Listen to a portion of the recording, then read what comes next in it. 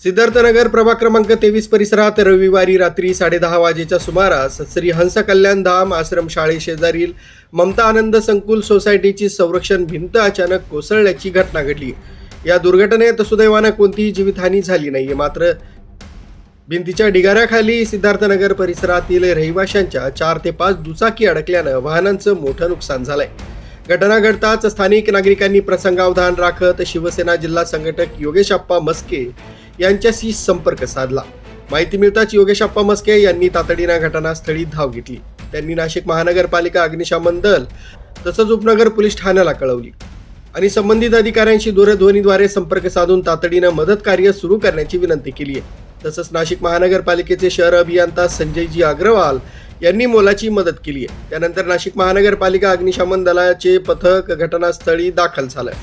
अग्निशमन दलाच्या जवानांनी परिस्थितीची पाहणी करून संरक्षण भिंतीचा ढिगारा सुरक्षितपणे बाजूला केलाय। ढिगाऱ्याखाली अडकलेल्या 4 ते 5 दुचाकी बाहेर काढण्यात आल्या। या दुर्घटनेत दुचाकींचं मोठं नुकसान झालंय। मात्र सुदैवानं कोणतीही जीवितहानी झाली नाहीये। संरक्षण भिंत अचानक कोसळल्यानं परिसरातील नागरिकांमध्ये काही काळ भीतीचं वातावरण निर्माण झालं।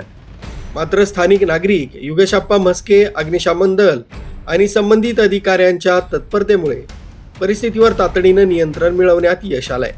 या घटनेनंतर ममता आनंद संकुलच्या संरक्षण भिंतीच्या बांधकामाची गुणवत्ता, सुरक्षितता तसंच भविष्यात अशा घटना घडू नये यासाठी संबंधित प्रशासनानं तातडीनं पाहणी करून आवश्यक ती कार्यवाही करावी अशी मागणी परिसरातील नागरिकांकडून करण्यात आली।